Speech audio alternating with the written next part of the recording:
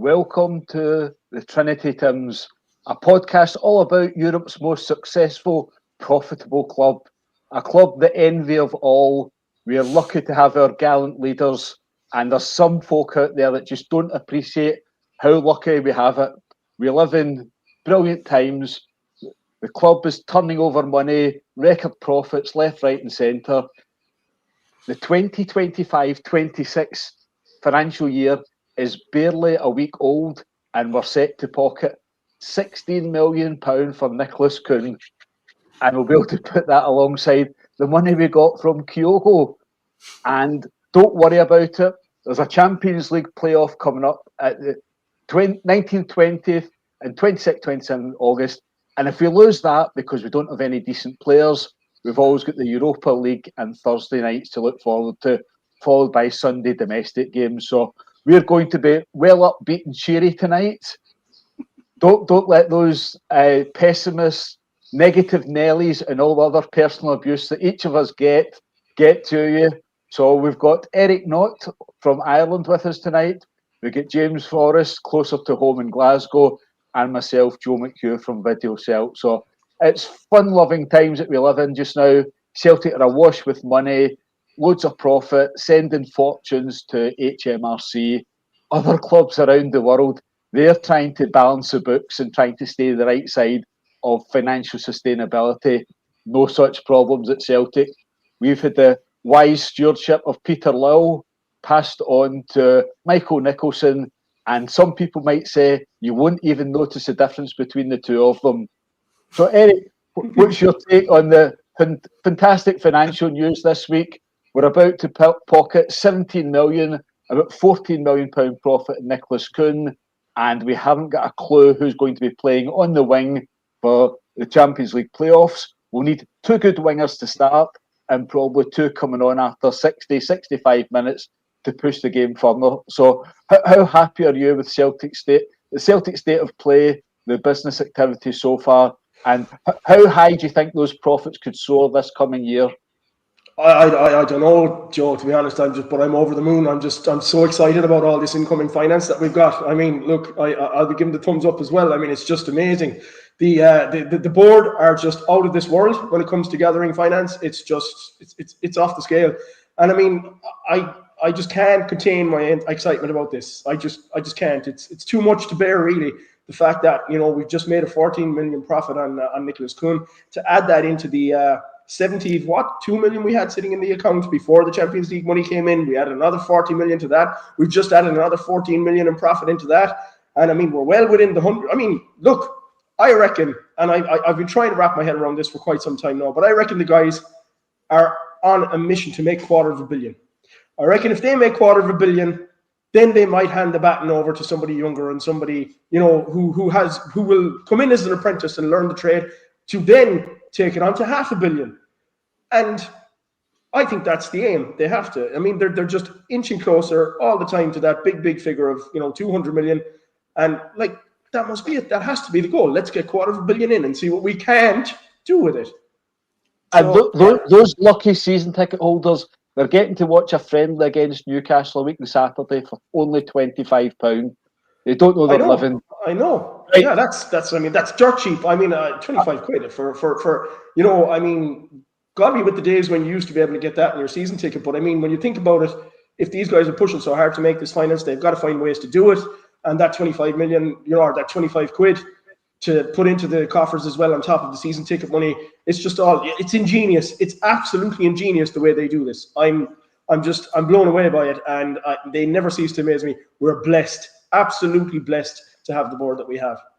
Right, cut all that nonsense, right? Apologies for that introduction for our 1,200 subscribers. Now the podcast is growing quite well, and we seem to have a reputation of being a bit cynical. We're not happy clappers. So James Forrest is certainly not a happy clapper. What's your take on? What's your take? Two things. Your take on Celtic's transfer activities so far in the transfer window, and your take on the absolute delight that I think the vast majority of Celtic supporters seem to take on financial matters while turning a blind eye to the likely team lineup on 19th, 20th of August for a Champions League match. It just doesn't seem as if the manager's bothered, but I don't think there's many other people inside the club bothered about it. What's your realistic take on things so far now that we've got the rubbish out the road, James? We're still an example of support that's been gaslit for so long that a lot of people believe the nonsense. I was thinking about this in terms of doing a political essay on it on my Substack site. And I was thinking about how, if we wanted to reverse the tide of anti-immigrant nonsense that's in the media and elsewhere, that we would have to go balls to the walls in order to do it, because it's been a campaign that's been ongoing by the other side for 25 years or longer. And at every single stage of it, the centre left has given way and given way and given way and given way. And instead of fighting it, we just back off from it and concede more and more ground to it. So it's nearly impossible to fight against, because you're doing it effectively from a sitting start. And that, I think, is what we're doing sometimes. The whole narrative around our club is about how well run it is and about how great it is that we have all this money in the bank. But we have said repeatedly, and I wouldn't say we've been laughed at for saying it, but a lot of people don't like to hear it, that if you don't spend it, you'd be as well not having it. That it's no use sitting in the bank, that counting profits is no use because how much it goes to HMRC and everything. And every year it seems like we have the same conversation and the same arguments get put forward against us. The club is well run, the club is successful, the club is rich. What's not to like? What's not to like? I mean, my God. We've gone over our own personal lists of everything that is wrong with Celtic. Everything that could be getting done better, everything that's no right, everything that's run amateur hour and half-assed.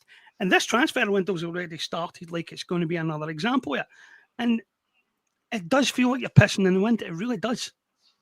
Talking like this, because the whole debate is structured around the idea that we're brilliantly run into this huge success and that the board must be doing something right.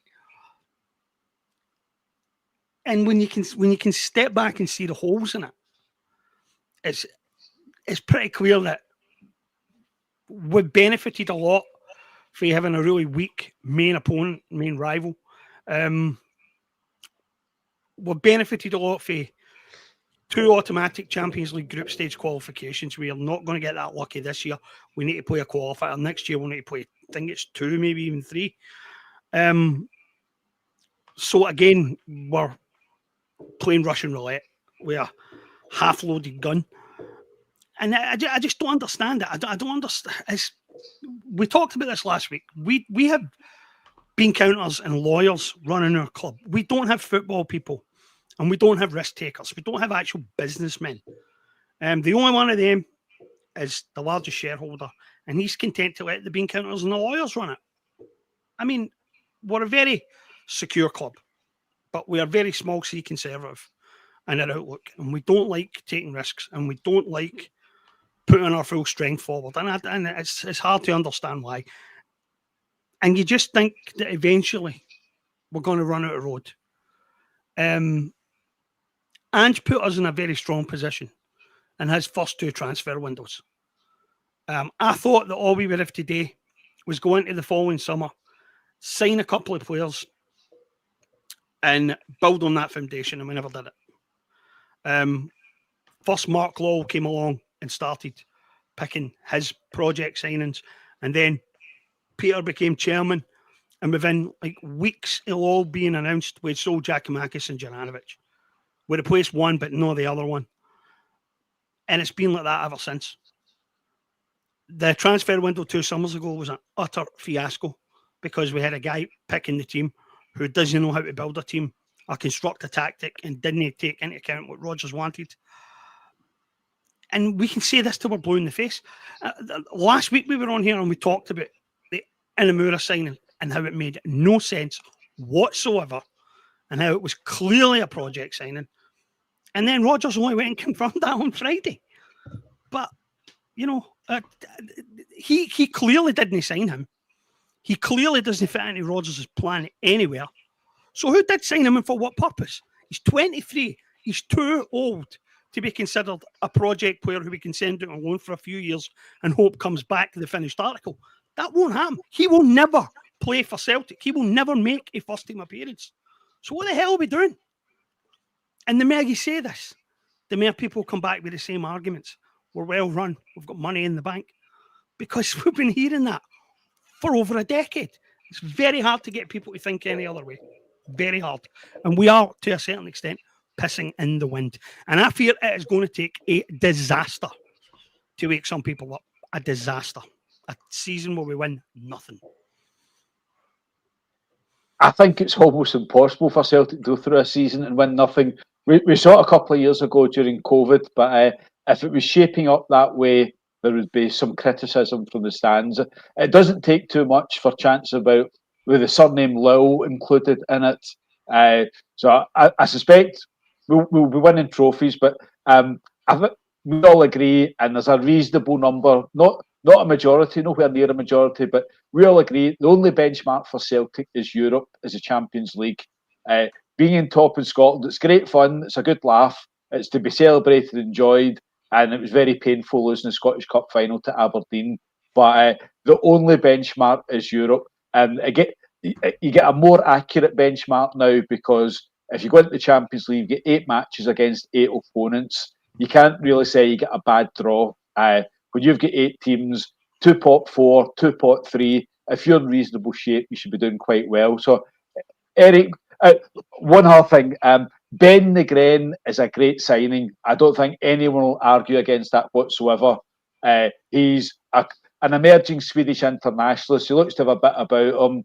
He had an unfortunate time. The first time he left Sweden, he's found his feet in Denmark, and Celtic looks a perfect place for him to move on again and get his career moving in the right direction. So that's a genuine compliment. That is Celtic working well. Whoever discovered that, whoever got that deal done, well done. Let's have more of it. So, Eric, what's your early take on things in the transfer market? I think we all suspected that we would be selling before we buy. It looks like Nicholas Kuhn will be a Como player at some stage this week. And Brendan Rodgers is making a few noises. He's very, very diplomatic. He's not at his 2018 levels. He's not at the John McGinn levels. He's learned his lessons. I suspect he realises he's fighting a losing battle. He's never going to persuade the people in charge at Celtic that there is actually another way to do something, and it's not the road to ruin. We're not going to be in administration and liquidation and reinventing ourselves at Peterhead and Annan. So, Eric, what's your take on things? And do you have anything optimistic to offer about the way Celtic are doing their activities this summer? It seems very similar to last summer. It does, and I just want to refer to one comment just a bit back there from Maestro95, where he said, did we spend last season? How did that work out? And I assume that he is saying in that regard that because we spent big last season, and a lot of people say that we didn't get the return that we expected from the players that we spent big on, the 20 goals from Adam Ida wasn't enough apparently, and the 10 plus goals and assists from Arnie Engels wasn't enough either.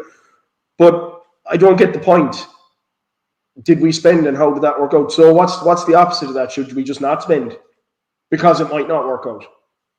You know, I don't understand the logic to a question like that. And the point is, no, we didn't spend because we still turned a net profit in that transfer window. So in answer to that particular question, no, we didn't spend. And in answer to your question, Joe, 100%, this transfer window is looking exactly the same as that one so far, because we haven't spent yet. We got money in from the sale of Jeremy Frimpong to Liverpool. That has more than covered Ben Negren's sale or purchase to our club. The money that we spent on Inamura, which, again, I'm baffled as to why we've even spent that money, and it might only be 300 grand. 300 grand isn't a lot to Celtic, but in terms of us and people like us, 300 grand is a lot of money to piss away for no good reason, as far as I'm concerned, because I don't see the logic to it. I don't need to elaborate on that because James has explained it quite clearly. There's very little logic to it. He made that point last Monday evening, and it just proves by Brendan Rodgers' reaction to that transfer exactly what we were saying. Rodgers has basically said he's coming in. He's not a player who's going to fit into the squad immediately. There is a good chance that he'll go out on loan. And if that's not a signal from Brendan Rodgers that I'm not interested in this player, if he's talking about him going out on loan already, then that pretty much signals that he has no interest in this guy, and it wasn't his signing. And the fact that it wasn't his signing is a worrying thing. It's a concern. It's a big concern. Because are we back to that absolute crap of signing players and foisting them on the manager and asking him to polish a turd in some cases and make something, put lipstick on a pig, whatever you want, and make something out of something that can't be made something. Because that's the impression that I get. So at this moment in time, yes, Ben Negren is a first team ready player. Obviously, Kieran Tierney is a first team ready player. He has no backup. If Kuhn is out the door to Como next week, that means we're down another winger. Is Negren coming in to replace him? That shouldn't be the case. We should be getting another winger or two on top of that. We know that. We've discussed that quite clearly. I wrote an article last week where I said there's 16 or 16.4 million reasons now why Michael Nicholson should be taking the finger out and actually going out and purchasing players. The money is in. And irrespective of the fact that they got that big sale, the money was there all along. Somebody contradicted me or tried to contradict me on an article yesterday in a comment and say, don't you know we only get the money in installments? So the fuck what if we only get the money in installments? It's money in the bank regardless. And we have shit tons of money in the bank. There's no reason that we should be waiting on the sale of a big player to bring players in, because we have plenty of finance to bring players in regardless. So these arguments from the happy clappers make no sense. It's all going back to what you just said, Joe. It's all, but we're a well-run club. We have an extremely diligent board. They know what they're doing. We're always profitable. We're always safe when it comes to our finances. That's it. These guys are a safe pair of hands.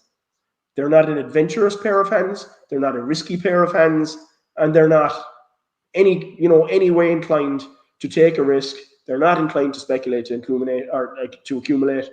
And unless we see big incomings in the next week or two, we are sending Brendan Rodgers into this Champions League qualifier with one hand tied behind his back.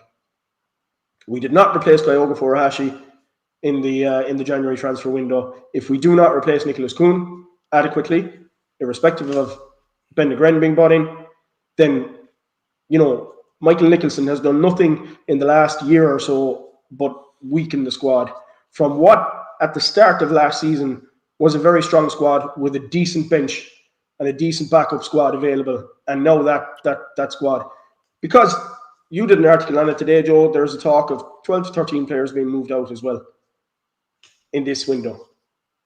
Are we just stripping the squad bare and leaving the manager with the bare minimum? Well, I guess that remains to be seen, but we'd want to get the finger out, and we'd want to start moving rapid on getting the replacements in for the players that have been sold off and the level of player that we require to qualify for the Champions League in a few weeks' time. That's my view. Eric, if you can check through the comments and kick Buffalo Albert's well into touch. I see him. Yeah, I think he's named after two famous Catholic footballers. None of them ever achieved too much, but if you can search through and just delete him. Yes, James, over to you. He's gone. He asked an interesting question, so I'm going to answer it. And it's not the one about us having to buy before we can sell. He's been a sarcastic prick there. But he asked if we enjoyed the Boyne celebrations. I always enjoy the Boyne celebrations, especially when it's Pissington.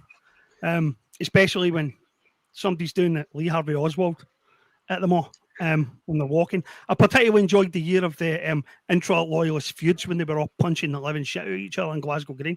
I really enjoyed it that year. I was working on a Donald Tobin that year and it was glorious. But I particularly enjoy the whole twisted logic of the whole thing, we are marching on these streets because these streets are ours and we are free. And free from what? Free from Rome and control of the Catholic Church. The Catholic Church who held a mass for the Protestants and William of Orange in the battle. The Catholic Church that helped to fund William of Orange's army for geopolitical reasons you guys don't know and don't care about because you're thick. Absolutely thick. Everything you think you know is a lie. Everything you think you believe is false. The universe you've surrounded yourself with is based on misunderstandings and half-truths. Right. You're celebrating one James, of Rome's enough. most significant geopolitical triumphs. You are morons. That's why I always enjoy it. So we've got a couple of happy clappers on board tonight as well. There's one guy, San Fran Celtic, saying it's ridiculous to write off in a moor. Well, San Fran Celtic, there's a brilliant Celtic blog I can recommend for you. In January 2024, one Celtic blogger was telling Brendan Rodgers how we should build his side around a guy called Kwon that played a couple of good games for St Mirren. And there's another fantastic Norwegian midfielder called Holm. And apparently Brendan Rodgers should have based last season's Champions League midfield on Kwon and Holm. So there's a website for all that sort of stuff. You won't really get much change out of us on it. James, turning to football matters. Yep, we are going to turn to football matters. So the league season kicks off. The first league game is 4 weeks today. Yes. It's just over 6 weeks to the Champions League opener. As things stand, we've got your namesake, James Forrest, who is good for a turn, is useful, but I wouldn't be starting him in Champions League playoffs. And we've got Yang. Yang has been at Celtic for 2 seasons and achieved very little. I think there's half a dozen decent substitute appearances, a couple of goals when his girlfriend was over here, and apart from that, very little. Lila Bada achieved a hell of a lot in 2 years. Some of our better players have been and gone in 2 years. Kuhn's been and gone in 18 months. So how concerned should Celtic be at the position, the number of wingers, the options that they have for a very important part in Brendan Rodgers' team plans? And the pre-season is underway. The first pre-season friendly's been played, and the real stuff isn't too far away. 4 weeks today, we can be talking about St Mirren. So do you see these positions being solved? Do you think there's any urgency that anyone's taking at Celtic Park to get these done? Or will it be all right in the night and we'll finish a couple of points above our old firm business partners? I think in terms of replacing Kuhn, we will definitely do that before that game, because we seem to have a rather extensive list of targets for that side of the pitch. We've clearly anticipated this moment, and for once we seem to be ready for it. Although I don't know why we don't just sign somebody just now before he's left, because that doesn't make any sense. It is, again, it's Celtic being small c conservative. I think they're worried that Nicholas is going to come down the stairs or something and trip over one of his kids' toys and break his leg, and then the deal will be off and we'll not get the money and we'll have signed the player, and what do we do now? But once the deal is signed, I think they will go and we will sign one of the several players that we appear to have spoke to and agreed terms with his club or whatever. So I think that position will be filled. I don't know whether or not we'll get a striker. We need one desperately, I think. But whether we get that done, I have no idea.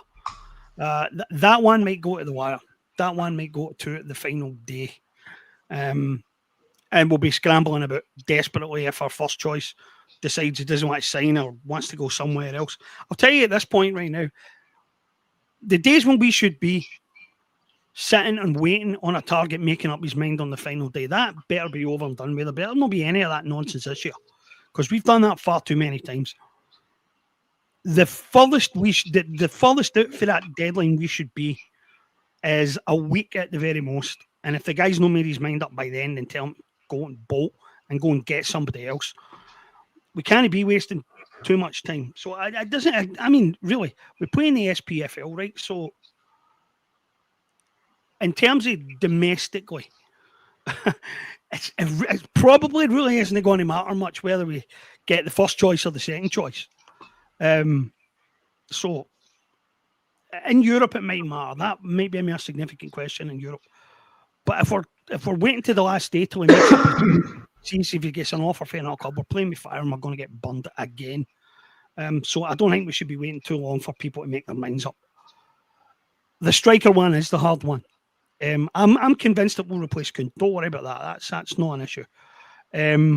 Whether we strengthen any other part of the team, I think we might. There's a couple of weeks left, but the striker's going to go all the way. I think it's going to go. It's going to be close to the end before we know who that is, because the guys who have been named, publicly named, that we've made bids for, a lot of those guys seem to be talking to other clubs now. Chris Garden, I don't even care about. I was never in favour of that deal anyway. That was a Mark Law, back of the fag packet target. That harkens back to his time at the club, and I never thought that Brendan would ever have trusted anything that was on his wee sheet of paper anyway. So I was never keen on that signing. Strelic has a better record, but if he's talking to Ajax, realistically, we're not going to get him. Dominic Calvert-Lewin, please. Really, let the club on the other side of the city chase fantasies like that. We're better off avoiding. I suspect that the striker will be somebody that none of us has ever heard of. It will be one plucked to thin air. But as long as he fits Rodgers' style of play, I'll take it. I'll happily take it. Rodgers knows what he wants, the type of player that he wants. That's why when he picked Adam Ida, and the first thing that he said in the press conference, on the welcome to Celtic, on the Celtic official site, was that he had pace and power. I thought, right, okay, Rodgers knows what he's doing here. I'll trust that. Rodgers knows what he's doing. I wasn't happy about the signing because we didn't have a right to buy, having foreseen what would happen there. And is having to go scrambling for the deal to get done and paid over the odds. But I trusted Rodgers. As soon as I saw that they were the criteria that Rodgers signed him for, I thought, right, you fit, you'll do. And as long as Rodgers gets to tick off his boxes, I'll be happy, whoever it is. But that one will probably go to the final day. I can see that happening. Probably shouldn't, but it will. So there won't be a striker by the time the season kicks off. No way. We might, if Rodgers pushes for it, get one in before the Champions League. But I'm not counting on it. That's a more complicated deal than any of the other ones we're working on. A better question would be who the hell we got to sign in midfield. Because there's a lot of options there. And I know always have a certain type of player in mind. Right? But if we sign Lennon Miller, as some people have suggested, then we can't sign the big, hard, ball-winning midfielder that would allow Rodgers to change the tactics and stuff. I don't know. Difficult. Yep. This is why you do planning in advance. Sorry, Eric. I know it's a bit an alien concept. In terms of Celtic. Yeah. Well, they knew plenty of time in advance that Kyogo was kicking up merry hell at Lennoxtown, desperate to leave. 6 months down the line, there's still no sign of a striker, unless you want to include Callum Osmond in that. I'm sure San Fran and all the happy clappers and balance sheet boys will be telling you that Callum Osmond is actually the new Moussa Dembele, simply for the fact that he came from Fulham. There's a lot of this revisionism. Oh, yeah, I'm getting that all the time, yeah. If there's any slight comparison with someone that's been successful in the past, then that success is just going to be naturally repeated. So there's a lot of nonsense going on. Eric, do you think Brendan Rodgers will have 4 trusted wingers to play in this Champions League qualifier? It could be as early as the 19th of August, and ideally you want these guys to be in the door a fortnight in advance. So will we have 4 recognised wingers to start against St Mirren and then be flying for the Champions League qualifier just over 2 weeks afterwards? No, we won't. if you want my honest answer. I did notice today, all right, that there was rumours of this another Swede, Isaac Jensen from Rapid Vienna. They're going back to the Kuhnwell and going back to the position that was replaced by this guy Jensen when Kuhn left Rapid Vienna. Don't know much about the guy, but then again, I suppose I didn't know a whole pile about Nicholas Kuhn before he came in. So it remains to be seen whether or not this guy will materialize into anything serious. But at the pace we're dragging our feet at the moment, and the glacial pace that any transfer business moves at Celtic, I don't see us having 4 first-team ready wingers in place come the first game of the season anyway. That's not to say that we won't by the end of the transfer window when we go to an away game and Peter Lawwell gets a bashing from the fans and that's all staged and something like that happens, then maybe the guys might pull the finger out and they might decide then that they need to rush in the last 48 hours of the window and bring in a load of players which they have to pay way over the odds for. At the risk of repeating myself, do these guys ever learn? Because you'd think in any line of business that when you make mistakes, when you mess up, you learn from your mistakes. Are you prepare in advance of the next time that you have a shot at something like that to not make the same mistake again?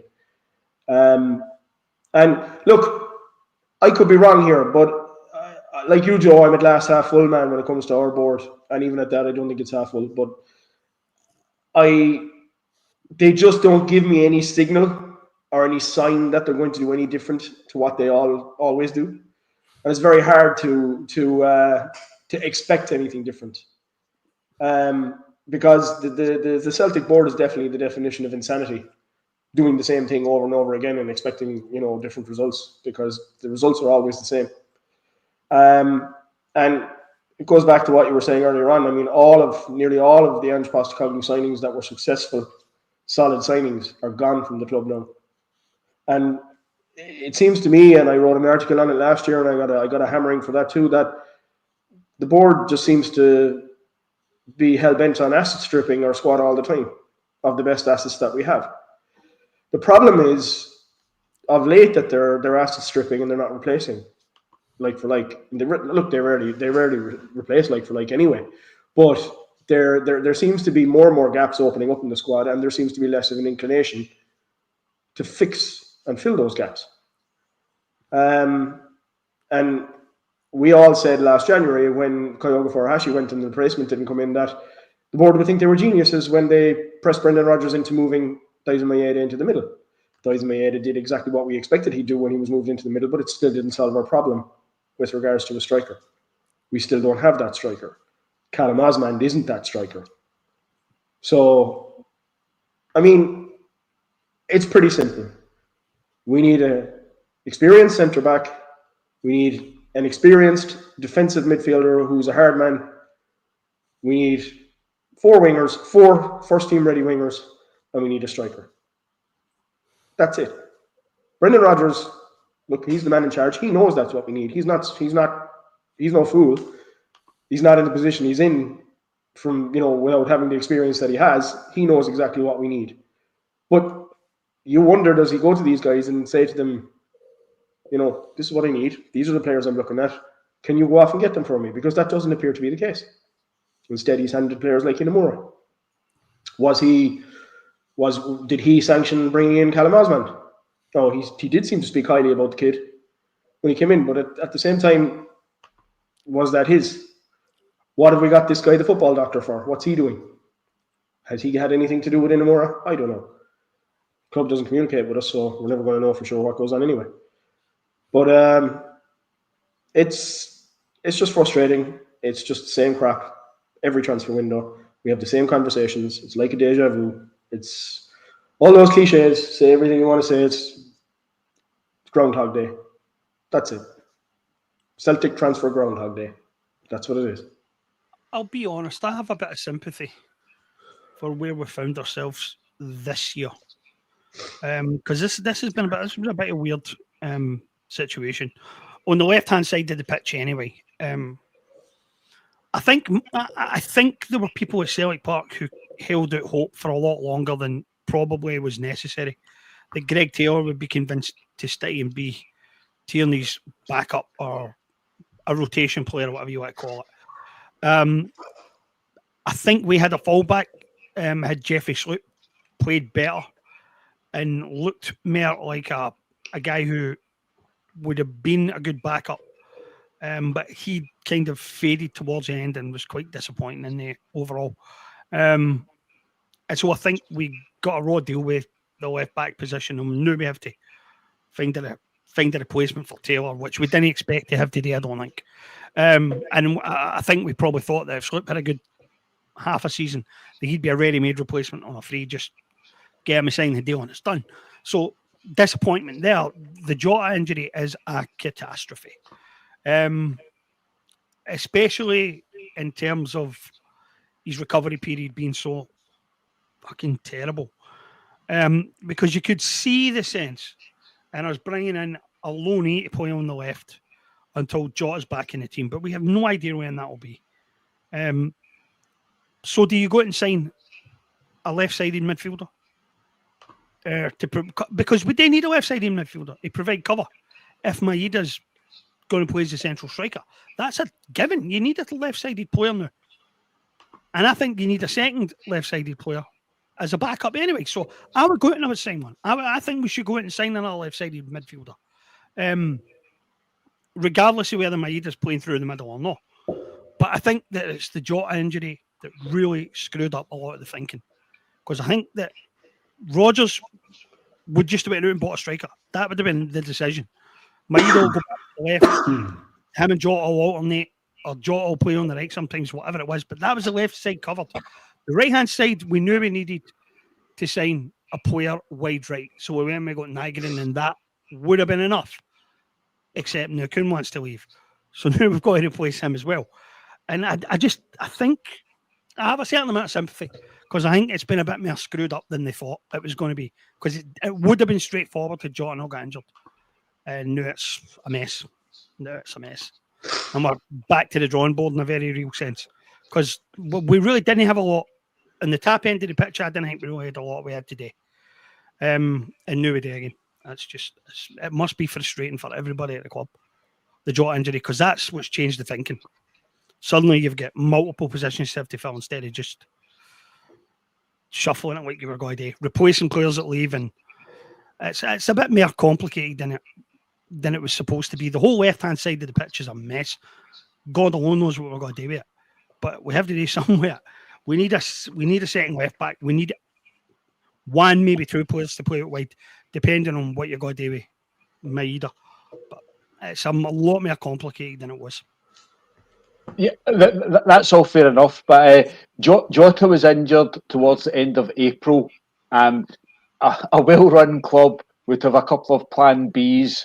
And what the minute Jota was injured, Nicholas Kuhn and his agents have been told, unfortunately, mate, you're going to have to stay here until at least January. But that's a sort of football thinking. That's what we don't ever do.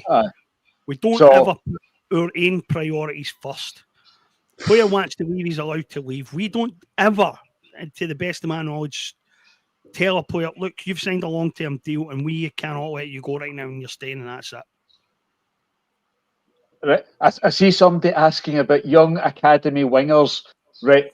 If anyone can give me an instance of somebody coming from the 6th tier of Scottish football and playing in Champions League qualifiers, please get in touch. There is nothing in the academy. Nothing in the academy. There's nothing in the B team. Anyone that's got any prospect of making it into the Celtic first team has to go out and loan. So we can close that down. I'm reluctant to answer Happy Clapper Sanfran, but he made some comment that elite players won't come to Scotland. Correct. Tomorrow is Monday. Elite players have never come to Scotland.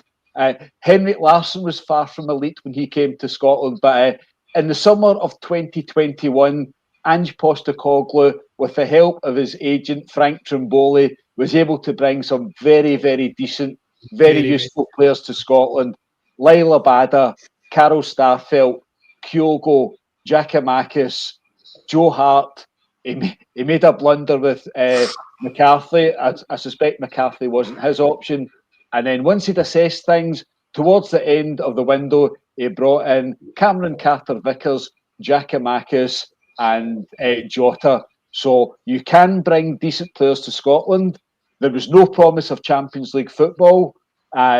Celtic went out very early in a qualifier that year, but those players all came to Scotland, all came to Celtic, this apparent backwater, and they quite enjoyed themselves. They worked under a good manager, they developed their games, and almost all of them have moved on to bigger salaries, which is the bottom line for most players.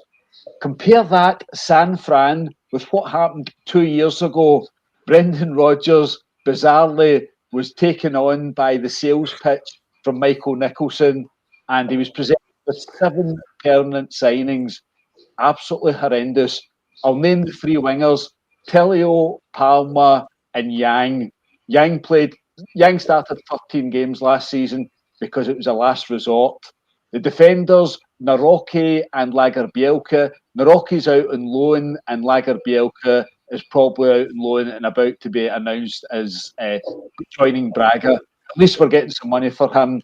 The other players, we had a midfielder called Kwon that couldn't get a game for Hibs last season when he went out on loan. Back at Celtic, 3 years left in his contract. He'll not be born his backside. Another midfielder, Home. So in 2021, we managed to do some very good, some very useful business that benefited the team in the park, benefited the bank balance, and those players all moved on quite happy with their lot. They enjoyed themselves at Celtic. They won things. They played in the Champions League, and they built up a bit of a bond with supporters. Something changed, and in 2023, a guy called Mark Lowell was in charge of recruitment, and it was an utter disaster, and we're still paying the price for that. Most of those players, all those players are still clogging up the payroll, and they're contributing virtually nothing to the squad. So that's my last answer to San Fran. Go back to your favourite blog and tell everybody how fantastic the board are and how lucky we are to have them. But James, I'll turn to Eric for this one. There is another club in Glasgow, and they've been providing us with a bit of humour this week. So they delved down to the 18th best team in the English third tier, Peterborough, the team with the worst defensive record in the league, and they signed a centre half. At first, it seemed it was a token fee of about 300, 400,000, maybe 500,000. But then the day after, a couple of the messengers came out and said £3.5 million. And then we got some podcasters from Peterborough, and apparently he's a rough diamond. He's got a lot to learn. So he's a big lad. He's 6'4" one day. The next day he's 6'5", and then he's 6'6". Disco Dave, go back to that favoured website. Share all the good news with the happy clappers. You will never, ever, ever convince us. Kwon can't get a game for St Mirren. He can't get a game for Hibs. And he'll never, ever, ever get a game for Brendan Rodgers. But Eric, what's your take on the humour at Ibrox? Is they're uncovering the new Tom Lawrence? They're scraping through the dregs of English football, and they're being transformed into superstars. Another interesting one. I think February, March, we were getting told that Clinton Insiala is actually Virgil van Dijk. But after today's game, Clinton Insiala was behind Leon King and Robin Proper for a match.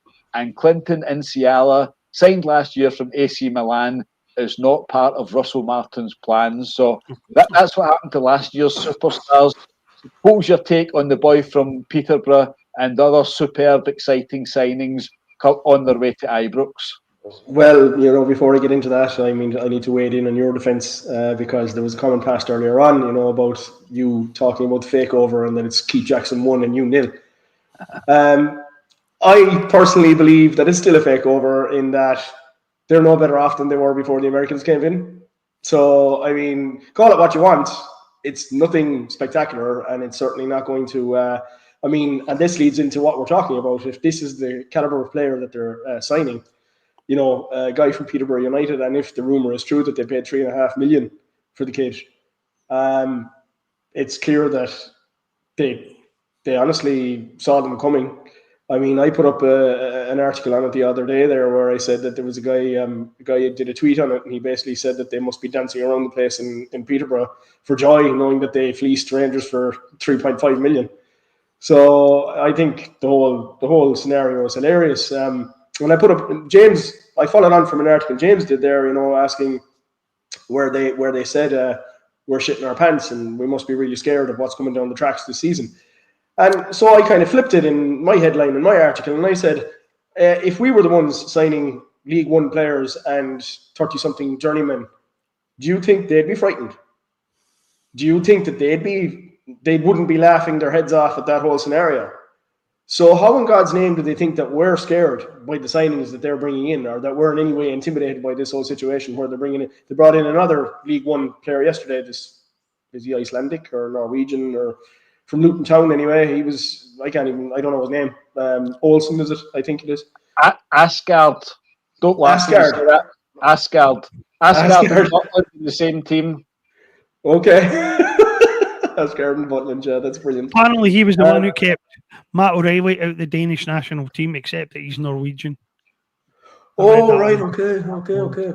He was the guy that replaced O'Reilly in the Danish team. Well, that would be very difficult to do.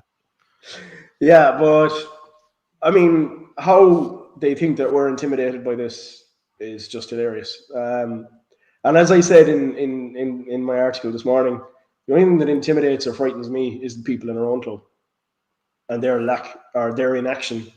That's what, you know, is the thing that will make me more worried than anything else. So, you know, the banter years they're still going strong, and they're going to continue going strong. I mean, the fact that they were booed off at halftime today, like, look, I'm not going to go out there and row in on Russell Martin's behalf here. And I was kind of watching the game on and off to see what it was that he put out on the pitch and what they play like, you know. But, like, these guys gave us a hell of a game in the Champions League. So there's no embarrassment at being 2-0 down to them at halftime, considering you're just starting out as a new manager and you're testing out new players who come from League One and all the rest of it. But the fact of the matter that the fans booed them off at halftime, that's insane. It's just hilarious, like that. In no uncertain terms, Russell Martin is being told already that if you don't get your shit together in friendlies, we're going to get your back. Yeah, you better get used to it. I mean, their expectations.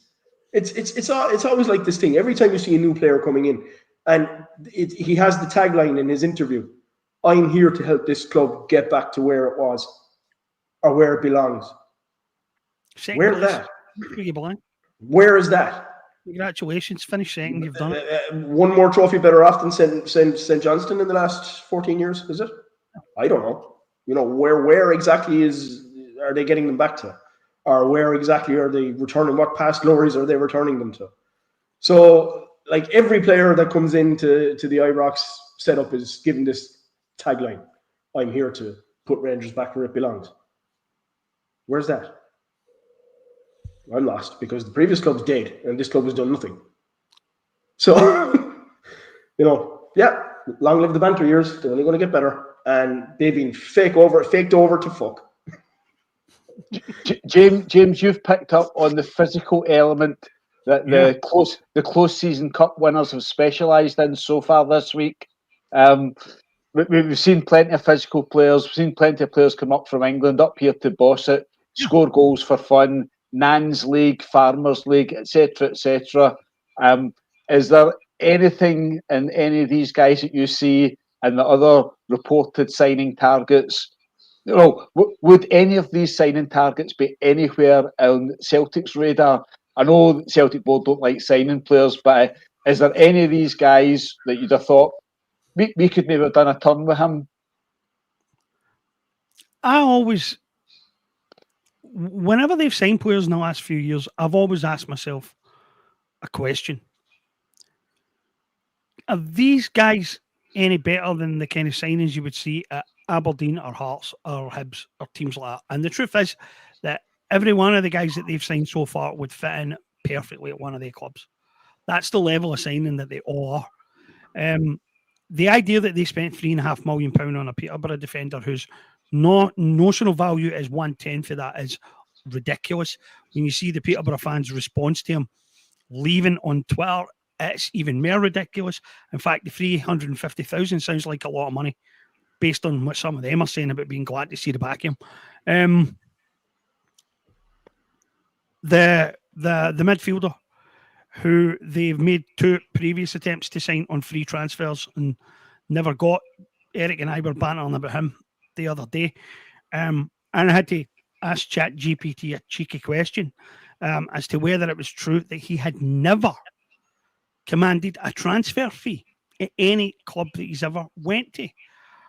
And ChatGPT's answer was basically, well, it's not quite true, but it might as well be, because when he signed from Oxford, he signed from Manchester United reserves. So there wouldn't have been a massive fee involved there, although it would have been maybe in the tens of thousands. He left Oxford to sign for Blackburn, and I don't think there was an awful lot of money exchanged in that deal either. And effectively, he's joined them on a free, which is pretty much his career progression. So that's the kind of signing that a Hearts or an Aberdeen or a Hibs would have made. Except that he's probably in a little bit too much in terms of wages, more than they could afford. But he'd have fitted in their team. Max Aarons is a hilariously bad signing. Hilariously bad. He's such a bad signing that I can see them persevering with the James Tavernier Maeda experiment for another season. You wait and see. That's a certainty. The winger is that is a classic Aberdeen Hearts signing. Absolute classic Aberdeen Hearts signing. And I saw the initial report on some of the Ibrox fan sites that they had paid $5 million for him, and I actually laughed at that. That is such a crazy, loony suggestion that's a £5 million player, not in this lifetime. So I mean, I don't know how much they did pay for him. The reports say $3.5 million. I'd be very surprised if that's true. But you know what? The thing is that we're not going to know this time because they don't have to publish detailed accounts laying any of this out. So we'll never know how much they paid for him. But they're trying to tell their fans that this has already been a £6-7 million transfer window. It's for the birds. It's absolute nonsense. Most of these guys are loanees and free transfers. And if there are, you know, if there's money changed hands, it's very, very little of it. I was really interested today to hear his answer on Jamie Vardy. It's obvious to me that they're going to try and pull a spectacular, right? What they think is a spectacular. But if they want to overpay a 38-year-old to come here on an extended holiday and top up his pension pot, that's up to them. That's the kind of loony signing I expect them to make. And the press will dress it up as great business and all that, and what a fantastic signing, and how it will raise the profile of Scottish football. It will raise his bank balance. That's all it will do, really. I'm certainly not going to lose any sleep over 38, 39-year-old Jamie Vardy at Ibrox. So when you think about where they were just a couple of months ago, talking about Ancelotti's boy, Ancelotti Jr., was going to come and revolutionise the playing style, and he was going to have all these wonderful ideas about Brazilian players and South and Central American players and the best of the Real Madrid Youth Academy. Now they're trying to get excited about League One signings. I mean, who are they trying to convince, us or themselves? I think they're trying to convince themselves. They sure as shit convincing me. I don't see any fear there. There are Ibrox teams that have been built out of various spare parts over the years, like the one that Cassini tried to build. Right, that on paper looked like a scarier side than this one does, on paper. But there's no question that he's got a type. He's trying to bring in a bunch of big guys over 6 feet, who he hopes will have the physicality intimidate the rest of the teams in the league, and he may get away with that. You never know. But will that level of physicality, feed into his playing the ball on the ground and playing out from defence and possession game? I hope he knows what he's doing, because any good team that can play counter-attacking football will absolutely strip them. Absolutely strip them. Apparently, Bruges did that the day with ease in the first half. Scored twice and hit the post and on. Should have been out of sight at half-time. And then took off what few first-team players they actually started the game with and put on a side not unlike the one that we had out against Queen's Park the other night. So, you know, a good counter-attacking team, a good European team will absolutely rip that side to shreds. I have no doubt about that at all. We had one question there asking about Dyson Maeda, the suggestion that he apparently wants to move. Nobody has got a clue what Dyson Maeda wants to do. No. If you watched any of his Celtic TV interviews last year, he doesn't give too much away.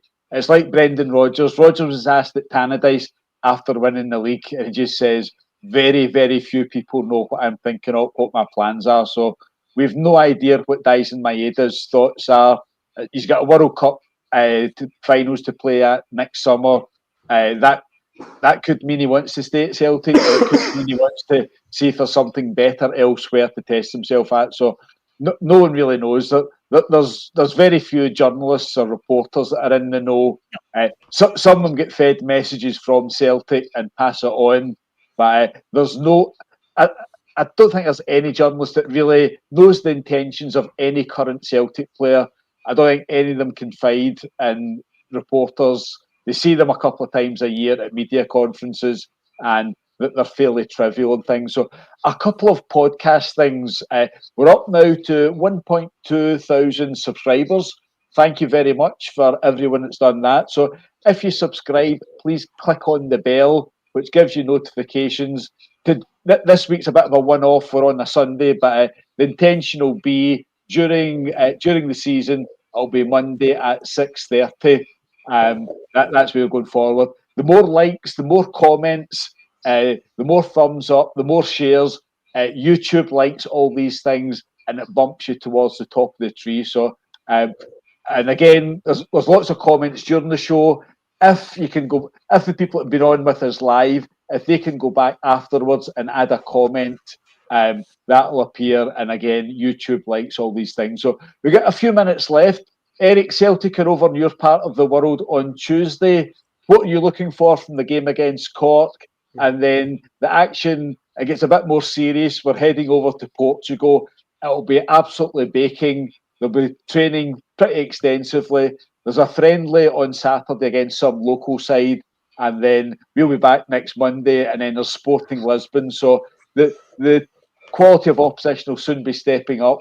And equally, the training conditions will be a bit more demanding. So what are you looking for against Cork and in the next week or so from Celtic? Well, against Cork, I mean, I would hope that we'd win that one fairly comfortably. It's going to be a friendly, obviously, like similar to the Queen's Park game. A lot of players are going to get a run out, and you know, obviously, the game against Queen's Park wasn't a very high scoring game. Johnny Kinney scored the one and only goal in that game. I would hope that the game against Cork will be a bit more high scoring, that we will possibly get 3 or 4 goals in that game. Obviously, being my neighbouring county, and a club from my neighbouring county, I'd like to see them do well too, but Celtic's my team, so at the end of the day, I want them to win. A lot of guys from RCSC are travelling up to it. It's only an hour and a half drive away, so they'll all be headed up to Porky for the game. I'm on holidays, so I'll miss it. But you know, I think they need to give a lot of the player. You know, Nygren needs to get a good run out as well, I think, and I think Brendan needs to assess his squad and see where it's at now. He needs to get more goals out of them. And as you said, they're going to go over to Portugal. It's going to be pretty hot over there. It's going to be a tough environment to play in. And look, that kind of environment is always hard to play in that kind of heat, but it's a good way to get fitness levels up and for fellas to shed any extra pounds they might have put on the summer holidays. They won't be long coming off over there. But yeah, look, keep them coming, thick and fast now. And we need to we had a great pre-season last season. We played against top quality clubs and we had some top quality results. We need more of the same this time around. But at the same time, we need more new faces in to get them blooded in and to get them in for pre-season and to have them in a position where they are possibly able to contribute something to our Champions League qualifier when that comes up. Now is the time. Not 2 weeks, not 3 weeks, not 4 weeks. Now is the time. And that's, I can't understate that anymore. We have to get, if we're getting these players that Brendan Rodgers believes that we're going to get in, and based on the interviews he's had over the last week or so, he's confident that he's going to get replacements in. Do I trust Brendan's confidence? I'd like to. I just don't trust the board. That's simple. But we need to get these players in, and we need to get them in for a pre-season. It's that simple. Disco Dave and all those happy clappers, please pile in with the comments. Later on tonight, put it on all your comments. Tell us all how negative we are, and don't forget that first 5-6 minutes. But come November, unfortunately, Celtic hold an AGM. It's the one day a year that your corporate heroes can't hide. There'll be a Q&A session, and unfortunately, I'll be there. I've asked your heroes a few awkward questions. You're the hero, the ultimate hero of all the happy clappers, the supreme accountant. He didn't like it very much. I wasn't even asking him a question last year, and he decided to give my website incredible publicity. So thank you, Peter. Apparently, I got an unhealthy obsession. Other people call it scrutiny. Right, James, what's your expectations, hopes for the next week in terms of the friendly matches, and perhaps we might see a new set? We should see Ben Negren, I would have thought, against Cork. What's your hopes for the next couple of weeks, Celtic-wise? Well, Disco Dave had a good point. When he was talking about last pre-season, we got a glimpse in the last pre-season of what we were going to see from Nicholas Kuhn for the first 6 months of the campaign, because he was on a different level during pre-season last season. And this is where this is what my disappointment is, and not getting some business done early, because there is a chance if you get business done early, you bring some players in, that one of them just sets a header in fire on pre-season. You think, right, this guy, I cannot wait to see this guy in competitive games. And that's how I felt all last season watching Nicholas Kuhn in pre-season, because it was like watching a different player than the one we saw. Like a completely different player, and at least 2 levels up for the guy that we'd watched in his first 6 months. And I'm disappointed that we're not going to see that version of Nicholas Kuhn this year. But we should, for some of the games, be watching Nicholas Kuhn's replacement. And I just hope that we can get a deal done very quick. I expect to get a deal done quickly on that, but it depends how quickly. On terms of the guy that we're looking at, the Rapid Vienna guy, he was signed as a direct replacement for Kuhn at Rapid. So they were trying to replicate Kuhn's skill set exactly. So they did it right. And us going there and buying the guy that they bought, I think is really smart, because you're getting a photo fit, exact same type of player. So that's good. And I wouldn't be disappointed to see that deal getting done. I would like the boy for Antwerp more, because he just strikes me as more experienced and whatnot. But I expect us to get a player on that side of the pitch. But pre-season should be a chance to watch all the new players and for them to learn the system and all that. And that's what's really frustrating, because you never seem to get that at Celtic. You never seem to get players getting the chance to bed in before they're through into first team football. I'm looking forward to seeing Nygren. I think he ticks all the boxes for us. I wouldn't be surprised if Brendan plays him more as a number 8, but for some of these games, because we looked so poor in the final third after Hatate get injured, and we didn't look like we had anybody in the team who could step in and play that position. So I think this guy's been signed to fulfill multiple roles in the team. So I wouldn't be surprised to see him playing as a number 8 at some point. I think I'd like to see the boy for Fulham start against Cork. It will piss off my fellow Adam Ida fans, but I'm going to see what the guy can do, and you need to give him games for that. John Kenny played reasonably well against Queen's Park. Rodgers said after it that everybody at Celtic wants Kenny to be a Celtic player, but the impression you get is maybe just no yet. He's not quite there yet. I don't know whether that's a response to reports that we would take £1 million if it was offered for him. I suspect we probably would take the £1 million if it was offered. But at some point, one of these guys has to get a chance and see if he can make the breakthrough. And I think that's why we should play the boy for Fulham. They're the 2 players I would most look forward to seeing. And it's also pretty good to see what Arnie Engels does this season.